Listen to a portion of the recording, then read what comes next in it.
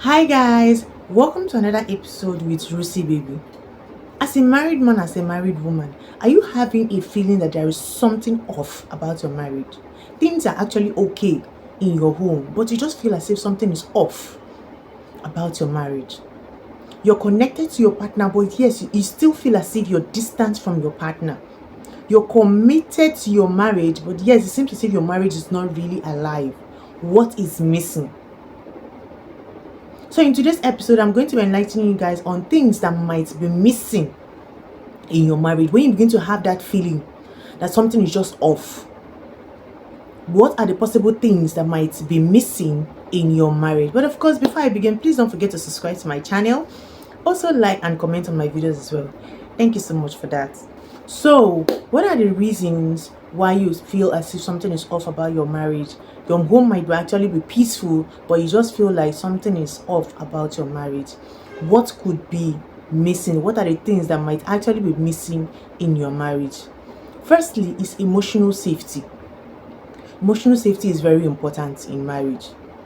Every partner needs a shoulder where they can cry on, they can confess, they can open up to without fear. Emotional safety is more like the foundation for intimacy in marriage. Without emotional safety, couples tend to shut down. So it is very, very important. You have to learn to create that environment of emotional safety in your marriage. You have to learn how to make your partner open up to you. Practice active listening, non-judgmental listening. Learn to validate your partner's emotions before offering solutions. Learn to create the atmosphere where your partner can tell you anything at any time, anything, both good and bad, whatever it is your partner is going through. Create that atmosphere in your marriage where your partner can tell you anything at any time. Because if your partner can do this, it means that your partner is emotionally safe. So it's very important. Your home can be at peace, but between you and your partner, there is no emotional safety. It possibly happens in a lot of marriages where couples cannot even open up to each other. It happens a lot. That's where you see couples keeping secrets away from each other. A lot of secrets that are meant to be shared. And it's no good. Keeping secrets away from your partner, it destroys marriage. Yes, your partner might actually know that he or she shouldn't keep secrets away from you. But because he or she doesn't feel emotionally safe with you, he or she they cannot open up to you. Your partner cannot open up to you if they don't feel safe. How do you react whenever your partner tells you secrets?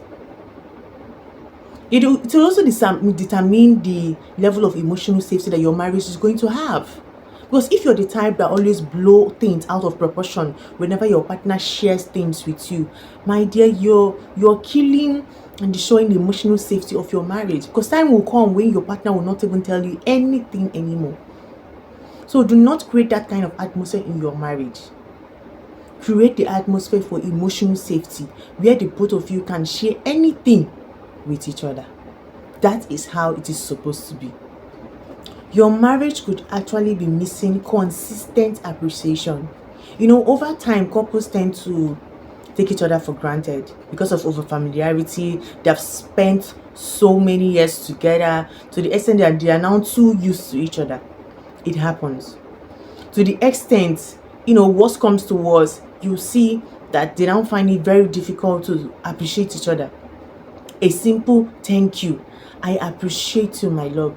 I love you and I appreciate it. It becomes too hard because the both of them have now become too used to the gestures that they do for each other over the years. My dear, it is not right. You have to learn to appreciate your partner. Daily gratitude and end of the day appreciation will do a lot of good to your marriage.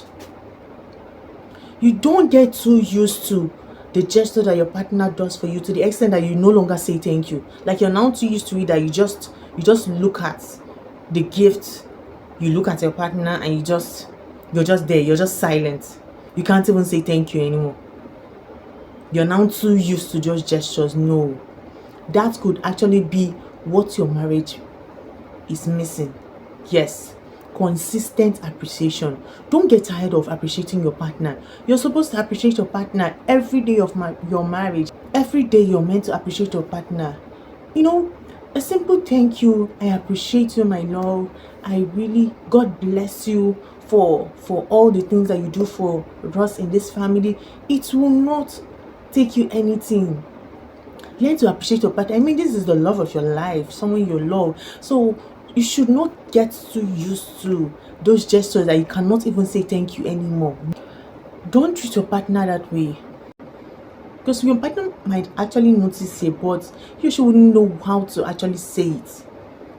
But before you know it, you're going to feel as if something is just off about the both of you, because there is no more appreciation. Do you know what appreciation does? Like when your partner does something for you, or maybe he or she buys you a gift or does one very good thing for you, and you hug your partner, a very good and welcome hug, and say thank you. Do you know what it does? First of all, it encourages the person that did the gestures. Then it also, it rekindles love. Love is not enough in marriage, but at the same time, it is still very important. You have to keep it fresh. You have to keep that thing in your marriage alive. You have to keep your marriage alive. Don't allow ordinary thank you, ordinary appreciation to affect the life in your marriage. Before you know, your marriage becomes dry. No, do not allow such. Put effort. Make it part of you. Like every day you appreciate, even when the day that you don't see gifts or anything, just appreciate your partner for being there for you, for loving you, for still being in that marriage and everything. Let it be part of you. And before you know, you get used to it. Do not get used to taking your partner for granted, but rather get used to appreciating your partner every day of your marriage. What could be missing in your marriage? Laughter and playfulness. Marriage dies off when there is no joy. Yes. But laughter does a lot of things to marriage. Laughter bonds couples together. Laughter brightens up heavy seasons. Laughter keeps the spark in your marriage alive. Let there be always that atmosphere of laughter in your home. Learn to do silly things with your partner. Learn to play, vibe, crack jokes together. Share memories. So something of just, make the home to be bright. Everywhere filled with joy and laughter. It is possible that your home is peaceful, but it lacks joy. It lacks laughter. Something that will keep the spark in your home. Like your home is quiet, your home is peaceful, but there is no laughter. It is possible. It could be what is missing in your marriage. You never can tell. Yes. So that thing that always, makes the both of you laugh together, play together, crack jokes, check if it has stopped. It is possible that it has stopped, but you didn't really notice. I mean, it's just laughter, but it could be that thing that is missing. Yes. So if only you can just observe and find out, it could be it. So bring back that atmosphere of joy into your marriage. Bring it back. Also, it's very important that whenever your partner is having a bad day, is in a bad mood, learn to be the type of partner that will put a smile on your partner's face. That is a way of always bringing back laughter to your marriage. Be the jovial type of partner. Be the type of partner that always puts smile on your partner's face. You're always laughing together with your partner. You always crack jokes together. If you have ever seen a couple that behaves like such, like, it's very fun to be with such a couple.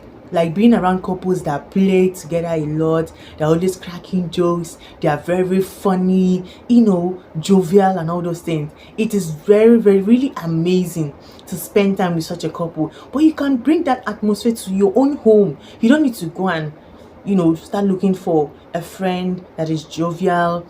These things, let it just flow from you. Let it flow from you. Yes, do not wait for your partner to be the one to bring up that light in your... You can do it. It's not hard. Always find a way to bring laughter into your home at all times. What else could actually be missing in your marriage? Honest communication. Not just communication, but honest one. Honest communication. Yes, communication is very, very important in marriage. As couples, you should not just talk, you should not just communicate, but learn to understand each other. Communication is incomplete when you guys do not understand each other, when you guys just talk, you just open your mouth and talk, but you don't eventually understand each other. That communication is incomplete. So you have to learn how to have communication with your partner, complete one, honest and full communication. Also very important, you have to learn not to bottle up emotions against your partner. It is really bad. It kills the emotional part of your marriage like no man's business. And bottled up emotions will one day explode, and before you know it will turn into resentment, grudges. Before you know it, the emotional part of your marriage will be affected badly. Learn deep communication, learn honest communication in your marriage. It will go a long way. When there is no communication at all in marriage, that marriage can begin to dry up. It can begin to die. Like you're living with your partner in the same home, but you guys don't communicate. You guys, the both of you just live like roommates. You only talk to each other when maybe you want to talk about the kids, or you need money, or you just, you guys just behave like roommates. You know how roommates are. Roommates just talk. They don't communicate. They don't fully understand each other emotionally. That is not how couples should be. You have to learn how to communicate with your partner. Communication is very, very important. Without communication in your marriage, a lot of things could go bad. So do not joke with communication. It is through communication you get to know how your partner feels. You get to understand your partner. You get to learn about their emotions. You get to know how they are feeling, how their day went, the mood they are in, how everything is going. When you guys don't communicate, a lot of things could go bad in your home, could go bad in your marriage. So do not ever allow the communication between you and your partner to die off. If not, a lot of things could go bad, all because that communication was cut off. So be very, very careful. It could actually be what is missing in your marriage. You never can tell. So what else could your marriage actually be missing? Shared dreams and visions. Yes, it is possible that is just the thing missing in your marriage. Marriage is not just about surviving. It's about co-creating a life. I mean, what is marriage without goals? What is a marriage without dreams? What is marriage without vision? Without these things, couples drift apart after a couple of years. You understand? So it's very important that the both of you have to learn to have shared dreams and visions for your marriage. So you have to sit down together, not alone, but together with your partner, and plan yourselves out, plan your marriage out. Yes, beginning from your finances to your children to your legacy, plan your marriage out. Because when there is nothing that you're looking forward to achieving in that marriage will just be more like, at some point, it will just be more like the both of you are just cohabiting, like the both of you are just living together like roommates. Roommates don't need to have future goals. Yeah, when two people are just living together as roommates, they don't need future goals. They're just living together, everybody minding their business. But marriage is different. The both of you are now one. So you have to learn to have plans for yourself. Plan together. Let there be something that let there be a place where you're seeing your marriage in the next 5 years, in the next 10 years. Where do you see your marriage? Where do you see your children? Where do you see your business, that legacy that you're building? These are plans that both of you need to make together. And if you don't make it together, it will not turn out well. A marriage where couples don't have shared goals, shared visions, they love to plan differently, they love to have their own vision. They won't even tell each other the vision and the plans and the dreams and the goals and all of that. My dear, over the years, things could go wrong. I mean, two heads are better than one. So why keep your goals and visions away from your partner? So what could actually be missing? The shared dreams, not you alone. You're no longer single, so don't do these things alone. It's possible that what is missing is because you have not merged your dream, your goals, your visions together with that of your partner. So it's very important. If you are doing it alone before, now that you're married, please begin to align your plans and your goals together with that of your partner. It will help you guys a lot because two are better than one. What else could be missing in your marriage? This point I'm about to mention is actually very, very important. So what else could be missing? Sexual intimacy beyond the act. What do I mean by beyond the act? I mean, apart from the main sex, I mean that connection, that bond, that thing that binds the both of you together in that marriage no longer there. It's no longer there like it used to be. Intimacy is not just about sex. Yes, it's not just about sex. It also comprises of that feeling, that bond, that connection between you and your partner that makes the both of you desire each other. That is also intimacy. A lot of marriages are lacking sexual foreplay. A lot of marriages are now lacking that connection, that bond between couples. And it affects the physical desire. First of all, it can even make you not to desire your partner anymore for sex. Secondly, it can make you have sex with your partner without actually feeling anything. Like, it just be as if you had sex with a commercial sex worker. Like, you just do it. And that is it. No, that feeling, that emotion that, brings the both of you together and makes you both of you enjoy intimacy is no longer there. That is what I am talking about. Sexual intimacy beyond that act. It is no longer the way it used to be. Now, what you need to do is try those things that you need to do that will help you both of you bond together. Is it the flirting? Is it the foreplay? Is it the intimate conversations that you guys used to have before sex before? Whatever it is that normally, spicing up sex in your marriage that you used to do that you no longer do now, that is now affecting the intimacy now. Bring it back, because that could actually be what is missing, because the both of you just now enjoy each other without having any feeling or emotion or actually strong desire to spend time with your partner closely.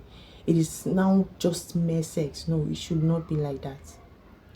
The intimacy between couples and the intimacy between a commercial sex worker and its customer is not the same, because the one between couples has the bond, the connection, that feeling, that emotion, the love is there.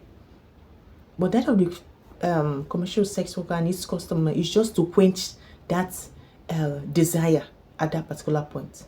And the next thing, that person is moving to the next customer. You understand what I'm saying? So it is not the same. So do not reduce your marriage to that level. Don't ever try it. So whatever it is that is missing in your marriage, bring it back. It is not too late. So what else could be missing in your marriage? Fun, new experiences. Yes. Repetition can lead to emotional boredom in marriage. Year in, year out, you keep repeating the same thing over and over and over again in your marriage. I mean, come on. Don't make your marriage boring. Learn to try new things that will stimulate bonds in your marriage. Do it whatever way that works for you. If it means you going out on a trip, taking the whole family out, including your children, do it from time to time. Just take out time. It's not something you have to do like every month or something. Just plan it in your own special and unique way. Find a very perfect time that will be convenient for you and your partner. You can go with your kids. You can decide to go without the kids. Do something fun. Try new things. Do not allow your marriage to become boring. No. It will make your marriage become dry. And when your marriage is dry, you get tired easily. So in order for you not to get tired in your marriage, you have to learn to try new things. Yes. You can be to behave like people that are dating. You know, people that are dating, the things they do because of love. Like, it's always shocking them to see each other, to spend time with each other, to go out, to talk, to eat together, all those things. Plan trips. Do exciting things. Do things that will ignite the spark in your marriage. That could actually be what is missing. It could be that the fun, that new experiences that will bring fun into your marriage, that it could be what is missing. You never can tell. So try new things in your marriage so that you can wipe away the boredom, that emotional boredom that is making your marriage boring. So talk to your partner. Don't plan alone. No, do not plan new experiences alone. Plan with your partner so that you can find out what will suit the both of you, both the budget, the timing, everything. Let the experience be special, be unique. That is how to bring in new experiences. It shouldn't be that you always go on trips, but it's always at the same place. You do exactly the same thing every year. You can try a new place. It's part of trying new things. You can change the schedule, change the food, change how it's done. Do it in your own special way to meet your budget, to suit your time and everything. Just make it perfect. You and your partner.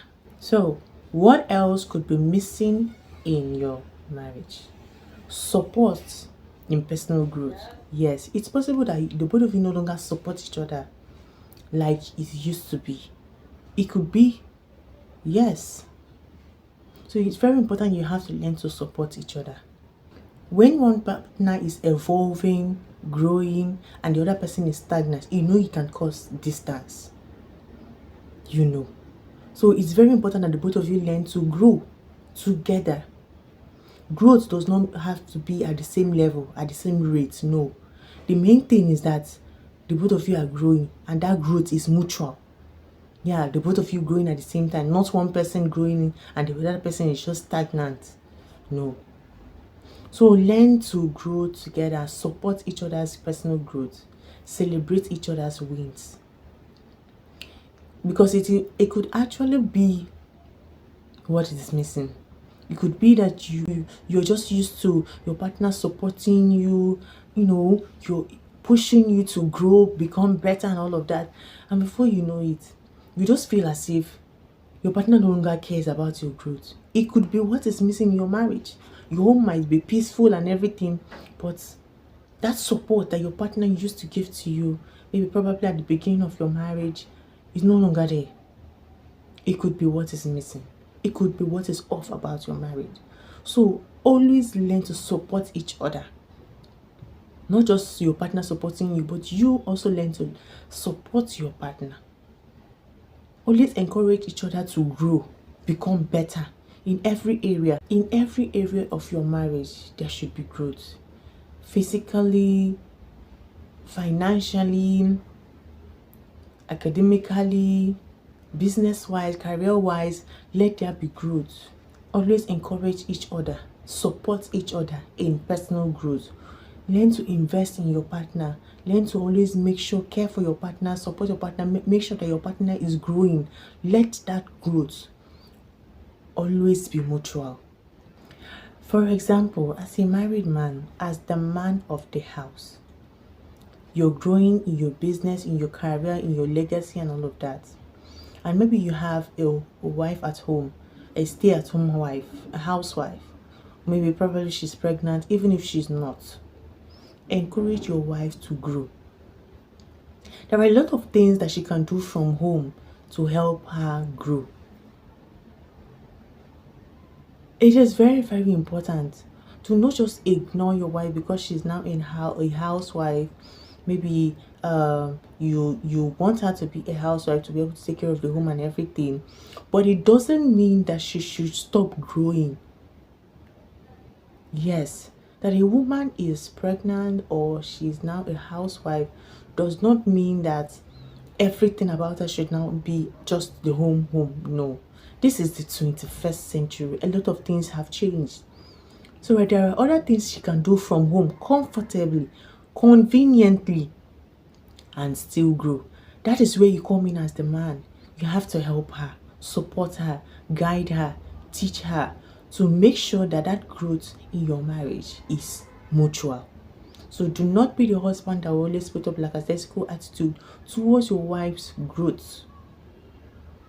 It could be towards her career, her business, whatever it is. Be her support system at that stage. It is very, very important. Last but not the least, what else could be missing in your marriage? Forgiveness and emotional repair could actually be missing. You know, in marriage, hurt is inevitable. What actually matters is the repair. You know, your marriage will not be able to move on when wounds are not acknowledged. When you hurt your partner, you have to acknowledge that you did. Now, how do you address issues in your marriage? Have honest conversations. Then, when the both of you have this conversation and you understand each other, apologize meaningfully. As the person that hurts your partner, apologize meaningfully. It's very important. Don't just drop the word sorry, but really mean it. That is how to apologize meaningfully. Let it come from your heart, so that both of you can go back to building the trust and the love in your marriage. It is very important that you attend to wounds in your marriage, because if you don't, resentment will build up. So whenever your partner hurts you, it could be possible that he or she did not even notice and didn't really pay attention. Open up to your partner. Don't bottle it up. It could turn out to grudges, resentment, and all of that, and it is not healthy for your marriage. So talk, communicate with your partner, and let your partner now apologize, so that the both of you can move on, so that you can let it go. Because if you don't let it go, that wound will get deeper and deeper and deeper, and it could affect that love, the trust, the bond in your marriage. So learn how to forgive your partner. Remember, like I said before, hurt is inevitable. The most important thing is the repair. So learn how to forgive. Learn how to forgive your partner when your partner hurts you, so that when you hurt your partner will have the heart to forgive. When you don't forgive each other in that marriage, the both of you cannot move on. The both of you cannot build trust. Even the love that you share will be affected. So a lot of things could go wrong. It would also affect the kids, you know. When the both of you don't forgive each other, the way that the both of you communicate, the way both of you vibe will change. Imagine when you're bearing grudges about your partner, everything that your partner does will be irritating. You understand that kind of thing? It happens a lot. It is only when you let go of them that is when you can now calm down and forgive, let go, and move on. But when you bottle it up, a lot of things could go wrong in your home. So forgiveness and emotional repair could actually be what is missing in your marriage. It could actually be why your partner is acting off and you did not know. So what is the key? Communication. Communicate, find out what is hurting your partner, so that you guys can deal with it and move on with your marriage. And finally, for today's episode on what might be missing in your marriage is spiritual connection. Yeah, it could actually be what is missing. Spiritual connection is very important. Having spiritual connection with your partner is very important. Couples strive together more when they have this strong and deep connection. But when they're just married and they don't share that connection, it's not the same thing. You need to have a spiritual connection with your partner. Yes, towards your faith, your belief, your purpose, your values. It should be one. That is why "and two shall become one" in marriage is always used. Yes, that is how it's supposed to be. So the both of you need to learn to pray together, meditate on things together, have conversations about your belief, your faith, your values, purpose, and all of those things. I always say this in all my videos when I'm talking about spiritual matters in marriage, that marriage is more spiritual than physical. Yes, that is just the truth. So the spiritual connection that you have with your partner is very, very important. That is why you need to get married to someone that believes in what you believe, that has the same faith like you do, that has the same understanding like you do, that share the same values. It is very, very important. That has the same purpose. Imagine a marriage without that spiritual connection, without a couple having the same belief, the same faith, the same understanding, the same shared values. Do you know how upside down that home will be? A lot of things will continue to go wrong in that marriage. So understanding physically and spiritually is very important. The connection is very important. The faith, the belief is very important. These are things that will help you to run your home. So if those things are not there, are not merged together, are not aligned, these are things you should do in the courtship stage itself, not even in the marriage stage. This is a section of compatibility. Knowing how compatible are you with your partner. Spiritual connection is very important. The belief, the faith, the shared values, all these things are what are considered before getting married, so that you know that both of you are spiritually compatible. That is what marriage is basically all about. So it is very important that the spiritual life of your marriage is kept alive and healthy. So in summary, it is very important that you find out what is actually missing and off about your marriage. In fact, if you found yourself nodding to at least 3 points that I mentioned today, that is very okay. You found yourself actually realizing that there is actually something missing in your marriage, and you see yourself actually realizing that there are things that are missing, and you know that these are the things, then that is the first step to taking your marriage back to the way it used to be, to making your marriage become better. That is the first step. Acknowledging that there is actually something off and admitting that this is actually what is off. That is the first step to successfully taking care of that thing that is off in your marriage. So congratulations, my dear. You have taken the first step to fixing things. So that is really all for today's episode. I wish you all the best as you take care of things in your marriage and take it up to the next level to make your marriage become better. So to all my viewers, thank you so much for today. I would really love to know what the points that hits you most today. So let me know the points that interests you most today in today's episode. Just drop your opinion in the comment section. I'll be there waiting. So that is all for today's episode. Thank you so much for watching my video today. Thanks so much for listening. And please do not forget to subscribe to my channel. Also like and comment on my videos as well. Thank you so much for watching. See you in another episode with Rusi Baby. Bye.